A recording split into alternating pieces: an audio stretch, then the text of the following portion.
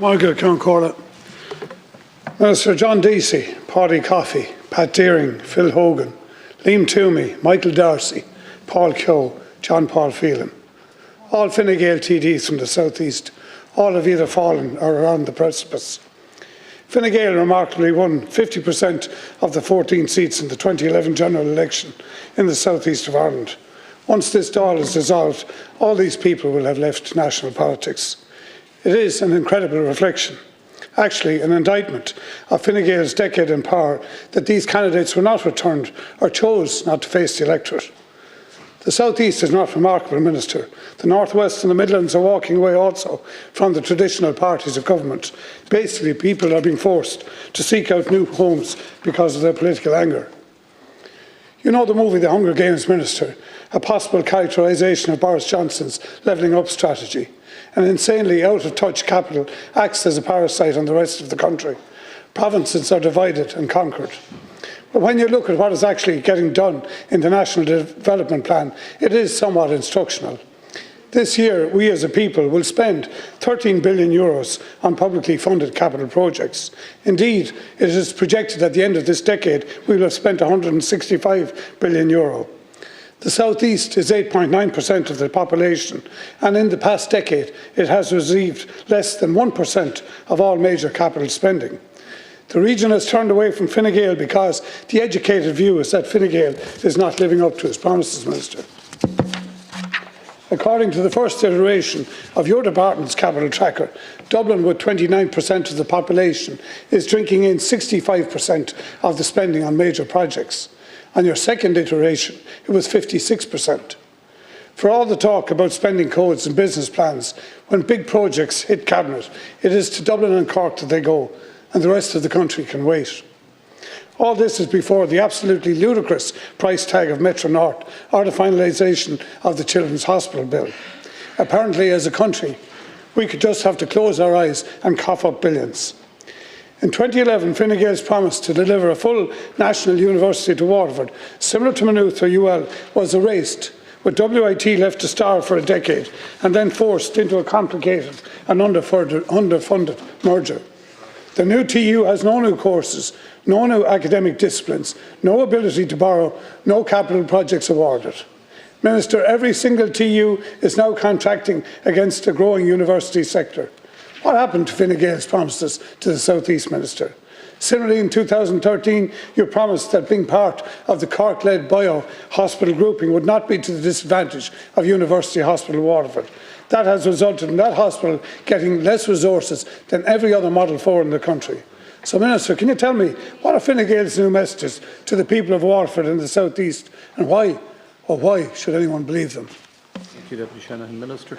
Given your great interest in Fine Gael representation, Deputy, I'm very pleased to tell you that come the next election, every confidence that at least I have that Senator John Cummins will get elected to the Dáil. You appear to be so much focused on the past. We're focused on the needs of today, and we're confident about the story we'll be putting forward, and we'll be confident about the ability of somebody like Senator Cummins to make it, while other government representations will be doing the same. Maybe when you stand up again, you can explain the whole Hunger Games analogy all over to me. You appear to be painting some kind of vision of some kind of aggression, some kind of competition for life in the way you've described it. I don't get it. You might explain it a little bit more to us.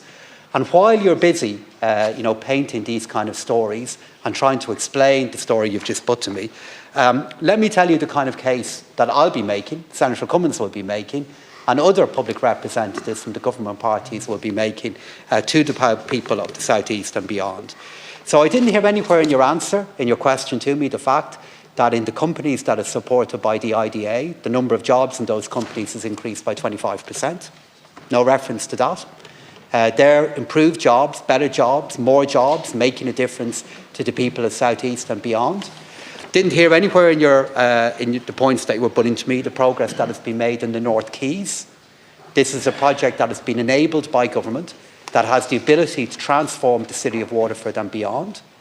Didn't hear, again, in your question to me, the acknowledgement of the difference the National Broadband Plan is making to towns and villages outside of our cities, the role that it is playing now in allowing jobs to be moved out of our large cities and to counties and to towns where those can do their work nearer to home. This is something that is benefiting everybody. And of course, in the Technological University of the South East, it is and remains the case that the government is fully committed to how that can be developed in the time ahead and how we can ensure that the young women and men that you're referring to have the education, have the university and higher education services and supports that they need closer to home. That is the reality of how we are looking to make a difference to the communities that you refer to. And if I look at the point that you're making about our hospital services and where they stand in the South East, of course we're aware of how much more needs to be done. Of course we're aware of the pressures that our health services are facing. But it still remains the case that for the hospital, for the people who are working in it, there's more staff working there with a bigger budget, due to the changes that are being made by the government to expand the health budget and to bring more nurses and more doctors in to the hospitals that can make a difference to the health of the people of the South East and of our country overall. That's the story of the difference that we are making. That's the proposition that we'll be bringing. And it's a proposition that I'm sure Senator John Cummins, given your fixation on Fine Gael, will be communicating with great vigour and gusto in the time ahead. Deputy Shanahan. Thank you, Count Corley. Well, Minister, you obviously didn't listen to me if you said I didn't listen to you. I would say to you that the commitment to the South East TU, if you want to talk about commitment, you might put on the Dáil record now, is government prepared to endorse the €350 million project plan as put out by the President of SETU? That would be something like a game changer. Are you prepared to announce the development of the engineering building, first promised in 2009, still sitting in a PPP, which has still not been approved, Minister? Maybe you might approve that.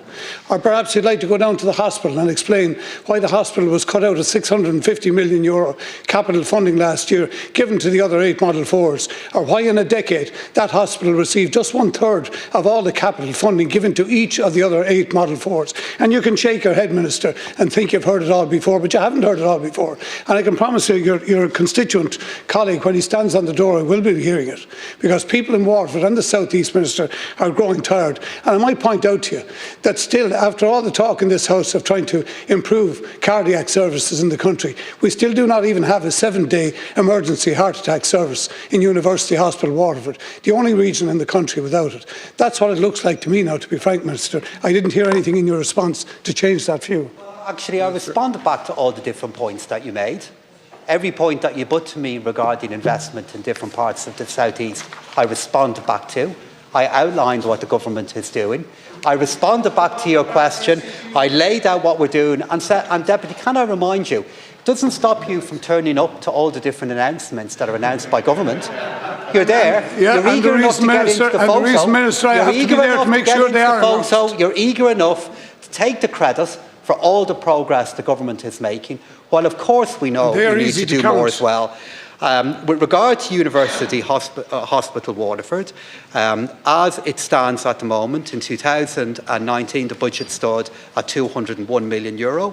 It increased to €268 million, an increase of 1/3 in 4 years, meaning now that there are 2,758 people working in University Hospital Galway, an increase of 809 since December 2019.